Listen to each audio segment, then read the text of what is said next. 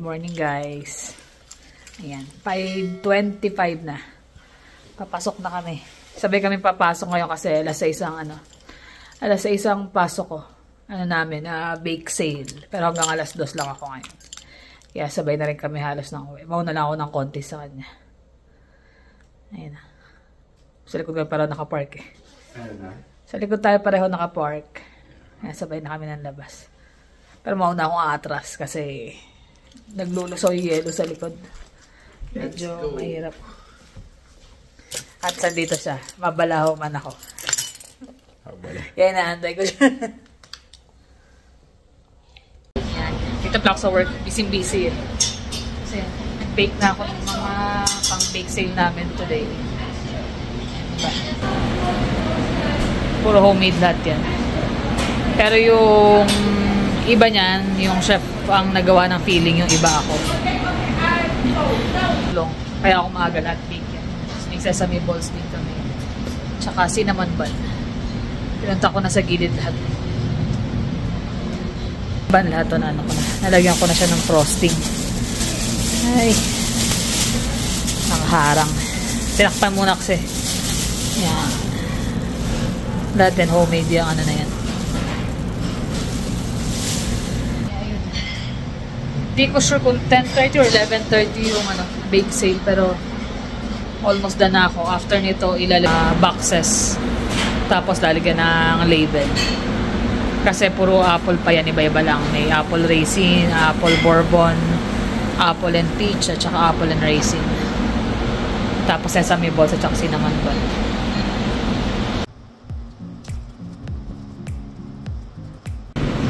So ito na yung mga pie. Mainit-init pa. Nalagay ko na sa boxes. Ito yung sesame balls na iprito ko na din. Puro packaging na lang. Tapos gagawa rin ako ng gluten-free pala. Tinatapos ko lang to. Tapos may mga extra kami. Ito mga order na kasi to eh. So yung mga extra na hindi pa naka-box, i-display yan sa labas. Kung order lang at saka ilalagay. Nailabas na namin yan doon. Lalabas ko na to.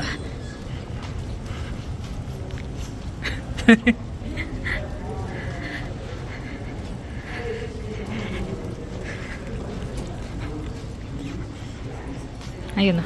Ito ang aming tiga-benta. Salesman ang pay. Ay, tayo ako. Napilitan? Napilitan tayo.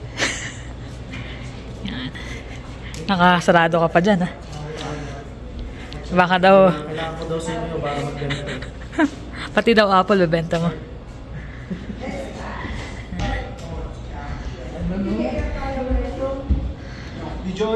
Ayun. Natapos na rin. Natapos na aray ko. Ganda ng weather ngayon, hindi siya ganun kalamig. Kat ng araw.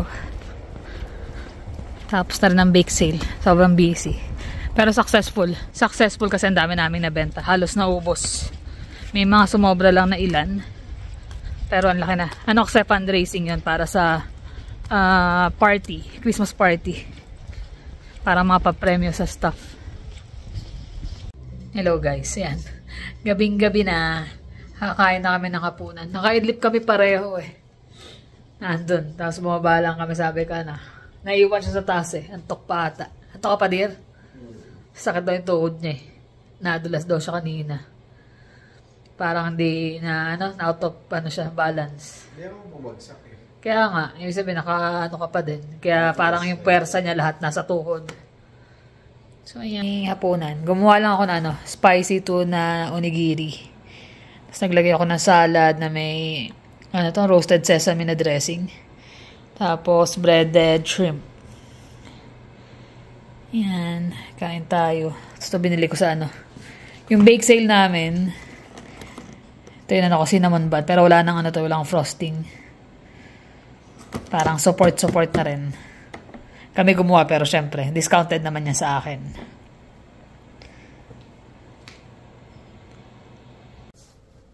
Hello guys, ayun na. Nakakain na kami. Lapit na, day off. Day off na bukas. Pero busy kami kanina dahil doon sa bake sale. Marami ba namili? Nako, dami talaga. Unexpected pa yung mga nadagdag. Nag-ready kami ng... Sold out? Halos.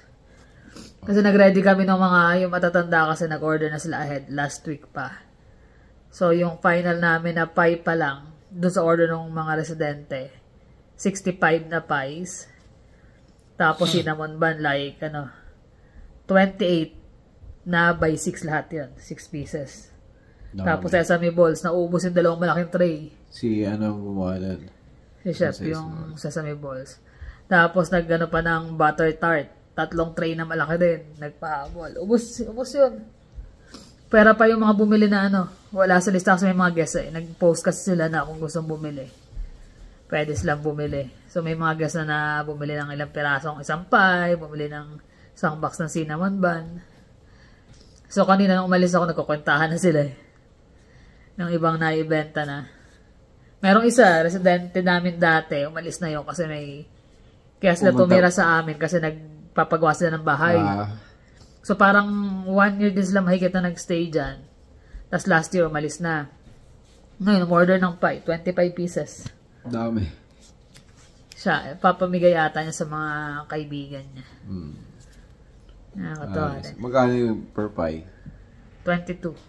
$22 per pie? Ang mahal Fundraising kasi. Fundraising. Gagamitin nila sa Christmas party yun Mga pa-premyo. Tsaka yung parang kumbaga yung community ba? Tulungan. Doon makikita yung ng mga residente, supporta nila pag may mga ganyan. Maganda rin yun. Happy nga rin sila kasi para silang ron Ano meron kayo? May mga namimili, mayroong bumibili pa, ilang piraso lang na tart. Meron kasi dollar each ang tart So kailangan bantayan doon kasi maglalagay ka ng per piraso. Pero iba binax ko na talaga, umaga pa lang nagbabox na ako ng mga... Ano yung minimum na box 6, ganyan, half dozen? Yung tart, per peraso namin binenta. Pero yung cinnamon bun, para sa Pilipinas, pag bigay mo, bibigay sa'yo bayad. Oo, nagbabayad sila cash. Kasi nga naman, kung checking nga naman, kasi yung matatanda, iba, charge sa room nila o hindi mo makikita, kailangan ibayad nila cash. Para makita talaga kung magkano kinita. Okay din. Ayun. Tapos nanonood kami ng bali-balita dito sa Calgary. Kagaya na lang nito. Pakinggan nyo lang yung mga nangyayari. Immigrants are very important. The federal government announcing major cuts to its immigration targets Thursday by as much as 20% in 2025. That's malaki pa Business owners like Shadi Lupa feeling concerned. Certain companies like mine, we depend on immigrants. So we'll see how it goes. It's a concern for sure. Lupa immigrated to Calgary from Mexico City in 2008. Kala ko Pilipino Immigration targets will make it more difficult for her and other companies to find workers. The city keeps growing. As we expand, we need different kind of layers in this workforce. Not all of them can be sitting behind a desk.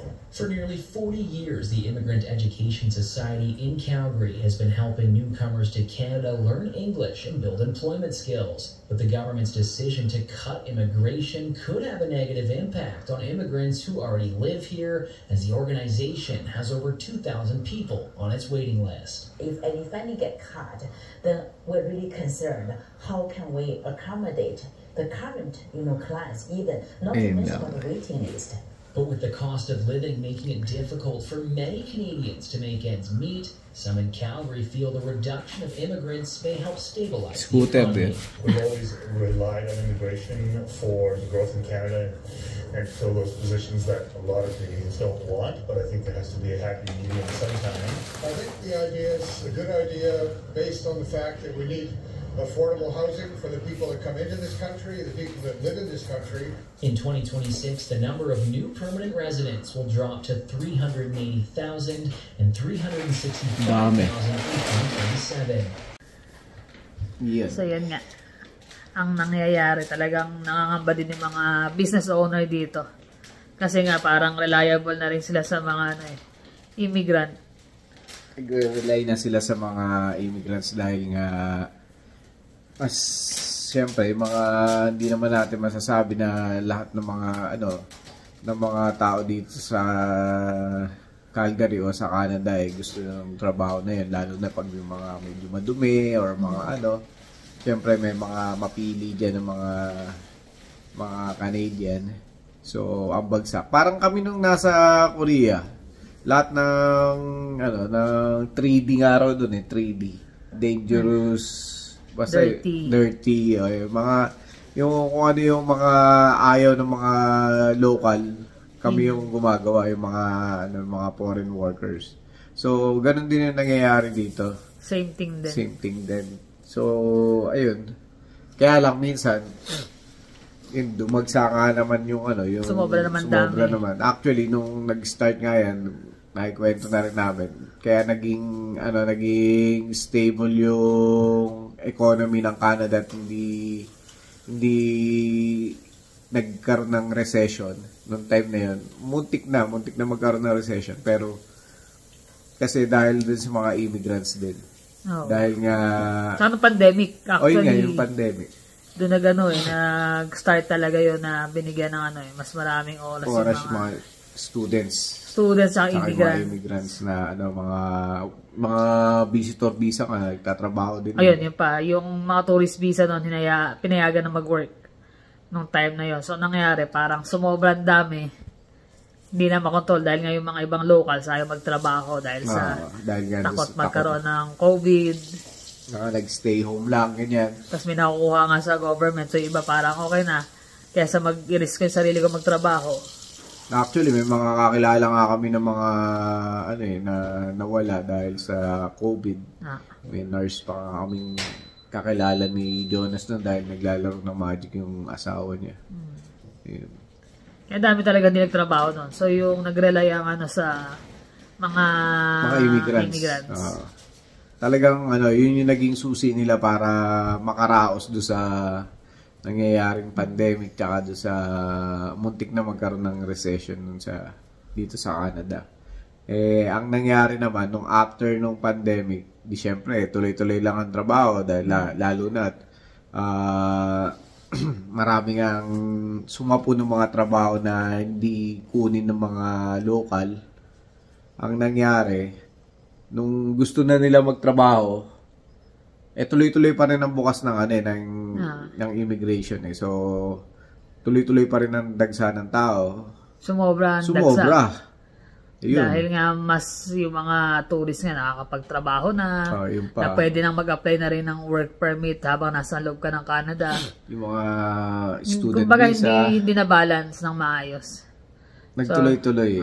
Ngayon, lahat apektado talaga. Ngayon naman, ikakat na nila, di ba? Ayun yung bali-balita, ikakat na nila yung mga PR, pati mga Ang nangangaba naman, yung nag-rely talaga sa immigration o sa immigrants ng mga small businesses. Kahit naman large business, kahit yung sa amin nga Pero lalo mas masakit kasi sa mga small businesses. Ayun lang. Kasi doon sila nakarely talaga Halos lahat ng tao nila. Sa amin, marami kami mga Ukrainian na galing nun sa nangyayari na sa gera. So pag kinat nila baka mga 5-6 na mga tao mawawala sa amin. Pero hindi naman mahirap. Kasi dahil nga sa sobrang dami naman, nagkaroon na ng imbalance Yung mga mismong mga naman permanent resident at saka citizen, hindi naman ang mga nahirapang maghanap ng trabaho. Tsaka yung mga bata, yung mga newly graduate. Gaya ni Jeremy nga pala, maikwento last week. Meron siyang minessage siya, nagpasa ng resume Ang dami na namin pinasa, sinamahan ko pa siya Mag-ikot, nakailang pasa. Wala talaga. Na-interview pa nga siya nun, di ba? Oo. Tapos tinawagan siya for interview. Pero, ang nangyari doon, punta lang kayo, i-interviewan sino pupunta. Naabot na siya ng naka-uwi, alas 6 na, no? Dami raw Pero lang yun. Kumbaga, crew lang ng ano ba yan? Jumping squirrel. Jumping squirrel. Palaruan ng mga yun. So, siya. Nagpunta siya, sabi niya, Mami, andito pa po ako. Nagte-text sa akin kasi habang nasa pila siya. Ang haba po ng pila. Sabi niya, pang ilan pa po ako sa pila. Tinaga niya kasi nga, gusto rin siya magkaroon ng trabaho. Pangsamantala, habang wala pa sa school. Wala. Pahirapan. Mahirapan. Kaya tsaga-tsaga lang muna. Marami, kahit dito sa balita, marami rin mga Iba nga, second job na hinahanap second job. Kasi daw hindi na sumasapat yung isang trabaho Kaso paano araw kung makakuha ng second job kung yung iba nga hindi makuha basta. Oo, kasi mas pa-priority, kung ako yung employer, pa-priority yung ito lang yung job mo. Ano yun sa kanina sa may, sa Saddle Dome? Saddle Dome. 800, nag-hire ng 200. Pero, ang dumating sa interview, 800. So, may pa yun, mayroon silang pila bago sila ma-interview. Maraming company yun, iba-iba. So, approximately mga almost 200 daw na job opening ang kailangan niya. Pero 2 days lang. So, 800 yung nakapila. Sobrang dami. Kaya medyo mahirap talaga yung buhay dito ngayon. Tsaga-tsaga talaga. Kailangan mo magbatak ng PC talaga. Tsaka kasi kaya nagugustuhan nila yung mga bagong dating, mga immigrants. Walang selan yan Walang kemi-kemi yan. Talagang trabaho. Pero nalang doon sa mga, syempre, iba-iba rin naman yung mga immigrants na dumarating minsan. May mga landed na alam mo may mga pera. So, mamimili talaga ng mga trabaho yan. Kaso, pero yung mga talaga na darating dito. Mapapakamot ka na lang na gano'n. Kaya, kasi di sila pwede makapagsabayan sa mga talagang talagang inutang lang yung pera papunta rito, di ba? Yun talaga, makikipagsabayan yun. Kahit ilang overtime ibigay mo sa ganun. Oo, kukunin yun. Kami nga ako, tagal-tagal ko na, kumbaga, nananakit yung katawan ko, sinasabi ko, medyo mahirap na, ganyan. Minsan nakakapag-isip ka na maghanap na ibang trabaho, pero yun, nasasabi mo lang din kasi sa pagod na lang din. Sa pagod. Pero kung tutuusin mo, hindi rin talaga mahirap din talaga maghanap ng trabaho sisweldo mo, ganun Tsaka sa panahon ngayon, kapag meron kang stable na trabaho, as much as possible. Hawakan mo muna talaga. Talaga. Ako sa iba naman sa akin, kahit pagod ako, fulfilling kasi yung trabaho ginagawa ko, yun talaga yung gusto ko. Kaya alam, may days na lang talaga na pagod na sa sobrang daming events. Pero mo, inventory, ikaw pa yung hindi, delivery pa. Inventory, wala yun. Delivery. Inventory, saglit lang yun Pero yung delivery lang kami. 2 lang kami lagi nag-aayos. Tapos, 3 times a week. Kasi dami ba nung nasa Worsley tayo? Worsley, kasi once a week lang Dami nung po siya. Pero may mga, kumbaga ilan nag-aayos? 3, di ba? Saan? Sa Worsley? Worsley, minsan 2, pag minalas-malas. Pero yung sa amin, talaga naman, tapos gaya nung nakaraan, magkano, 1, 2, 3 yung orderan pa namin. Pero pa yung tinapay, labas pa yung mga tinapay doon. Iwa-iwalay Meron days na yung parang pagod ka na kasi kung noon, okay lang ako. Pero after ng surgery ko kasi, dahil nga laging sumasakit yung mga ganto-ganto ko sa ulo. So limited hanggat maaari ako magbuhat na ng sobrang bibigat. Kaya lang minsan no choice ka kasi nga wala ka namang kasama, dadalawa lang kayo. Kawawa naman yung isa kung ipapasapo mo lahat. Pero at the end of the day, happy pa rin kasi kumbaga gusto ko yung ginagawa ko. Nagluluto. May mga days lang talaga nakakapagod. Talaga yung mga ginagawa. Kahit ako ako dun, parang na-amaze ka pag nakikita mo, pangit ng tubo, pag pininturahan mo, ganda Pero siyempre, hindi mo maiwasan magreklamo pag pagod na, di ba? Pero yun lang yun. Sobrang thankful pa rin kami kasi pareho kaming may maayos na trabaho. Pero yung mo ba naman, tutulak mo yung tubo, sinlaki ng bahay mo. Sa bigat. Pag nakakita niyo yung mga tubo na kinikrane namin doon, yung mga tinutulak namin. Naiba-vlog mo na magano kalalaki. Talagang lalaki, lalo ngayon. Naghahabol pa. Kasi may mga incentives din naman talaga yung mga boss doon Sana Pero kahit pa paano naman, naabunan din naman kayo pagdating ng... Kanina nga umuwi yung si James umuwi. Wala sabi-sabi, bigla kayong umuwi. Minamaga. Wala, pa lang, 8 pa lang, wala pa. Umuwi na kagad. Baka emergency. Tapos sabi niya, babalik daw siya. Pero dinala niya lahat ng gamit niya. Hindi naman ako tinext. Kaso yung dalawa kong kasamang Pilipino, si Bo at si Clep, wala yung ginagawa. Di sabi ko po siya, pag hindi ko ginawa yung paperwork at hindi ko ginawa yung inspection doon, wala silang re-repair. In-inspect ko na, tapos sabi sa akin ni Rob, yung isang pintor, ba't ginagawa mo yan? Hindi ka naman kaparte doon sa mga bonus dito, ha? Doon sa akin, ba't mo ginagawa? Sabi ko, ano gagawin ko? Wala tayong gagawin. Wala ako na gagawa niyan. Nakarelay na sa akin yung ano, kahit wala siya sinabi. Sabi mo, ginawa ko na para may gawin sila. Ako, yun ang gagawin ko. Sila, gagawin nila yung ginagawa ko. Yung in-inspect ko, i-repair nila, ayusin na. Tapos nagpintura rin kami. 2 load din. Wala eh. Talagang ganun, sasapuin mo eh.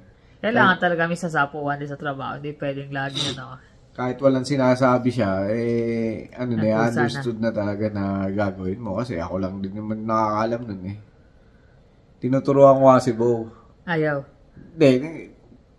Yung iba kalahati, pinagawa ko sa kanya, pinasulat ko sa kanya, basta lagay mo initial mo dyan. Huwag mo lalagay initial ko dyan.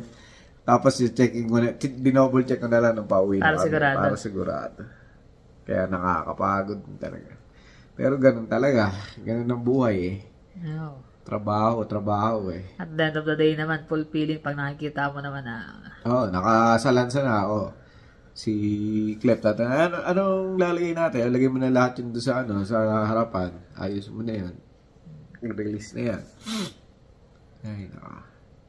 Ganun talaga. Tapos nasama, bakit ka na? Sabi mag-off ka kasi. Meron siya kasing meron siyang vacation na na-accumulate. Dami na nga eh. For this year, ilan na ba makikare over mo next year? 5 yata. Hindi ko pa nakakausap sa David. 9 pa yung yung vacation. Tanongin mo pala, baka mamaya masayang yun. Kaya nga eh. Kung 5 lang mag-carry over mo next sakto naman yung 5 na yun kasi nga magbabakasyon naman tayo next year. October. So may ilang araw ka. Sabi ko magano ka, next week plano nga namin kasi sabi ni Jonas mag-mall daw kami. Kasi nakalib si Jonas ng 11, 12, 13, same thing. Kailangan din niya magamit lahat ng vacation niya kaya pinagagamit na mag-off na kayo. Gaya, mag-mall daw. Tapos sabi niya 13 yung movie? Craven. Sabi niya, note tayo. Sabi ko, sige na, note tayo. Maglilib na lang siya. Live ka na, ako. Inano ko na nga eh. I-file mo na. Para maka-chill-chill tayo. Relax ng kaunti. Exacto, si 3 Jonas. days. Pero may pala siya, may Christmas party sila nun. Hapon pa siya. So, hapon pa tayo makakalis. Which is okay lang naman. Sana may pa nun. Madat ng kasamol. Parking? Spot? Oo. Friday, Hindi, okay. Pero pwede naman basta maaga, tapos sa gabi na lang tayo manood ng sine. Oo, pwede din naman. Diba? Agahan natin mag-mall. Kasi si Jonas ang hirap bilan ng sapatos nun eh. Ang laki kasi ng paa. Lapad ng paa eh. Actually, yung paa niya is 10. 10, diba? 10 and a half. 10 and a half. Pero talagang 10 lang. Kaso kasi yung paa niya, malapad yung sa ganito. Paano magbubukid daw yung sabi? Tapos flat pa. Flat yung paa niya. Kaya pag binibili namin siya ng sapatos, kailangan ang laki-laki niya eh. Kaya nagiging flat yung paa niya, laki niya eh. Kailangan kasama siya. Kasi ayaw naman namin ibili siya ng regalo sa Christmas na. Minabili na kami actually. Pangdagdag na lang yun. Ayun, at least sabi namin, yung nabili namin okay lang kahit hindi siya kasama. So, surprise na lang. Ayun, sapatos. Sabi ko, sige pero huwag mong gagamitin, babalutin ko rin para meron ka. May bubuksan. Ganun talaga mga bata eh. Hindi na... Minsan nakakatuwa rin kasi yung mga ganitong yung panahon ng magpapasko. Parang yun yung family event eh, di ba? Magsama-sama kayo.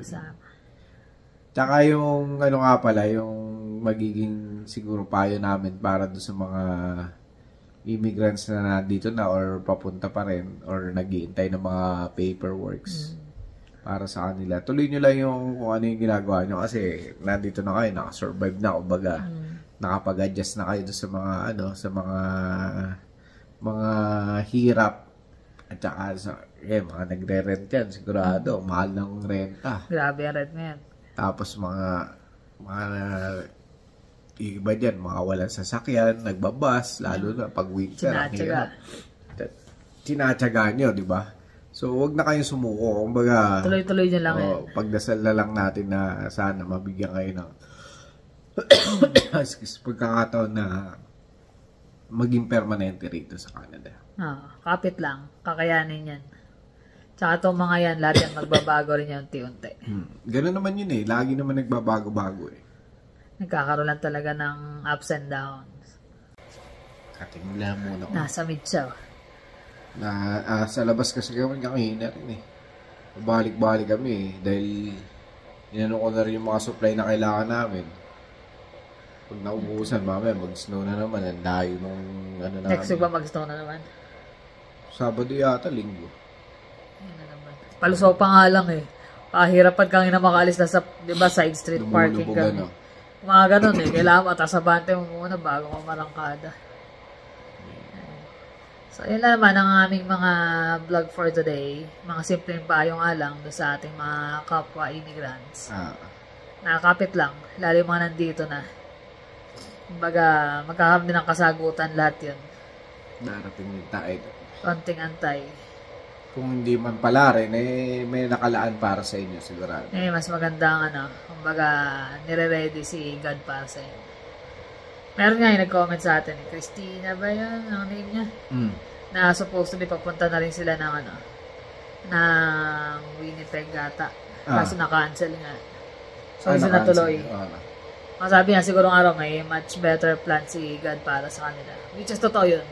Kung hindi man maibigay sa inyo, may darating na mas maganda. May nakalaan para sa inyo. Kaya huwag kayong panghinaan ng loob ko ano man yung tagdadaanan na yan. Kakayanin yan. Wag mag-stay doon sa ano na yan. Yung kunyari na-depress ka dahil nga hindi ka na bigyan ng pagkakataon makarating dito. Huwag ka mawawala ng pag-asa kasi meron pang iba. Basta mag-apply lang ng iba or try mo sa ibang bansa. Lagi may magbubukas na pinto para sa inyo. Para sa ating lahat. So, yun lang naman. At saka na pala, shoutout pala kay Mama Jane. Mama Jane. Mama Jane ang kanyang name. Thank you sa pananood. Ayan. So, paano guys? Ingat kayo lagi. Thank you for always watching. See you in the next vlog. Bye.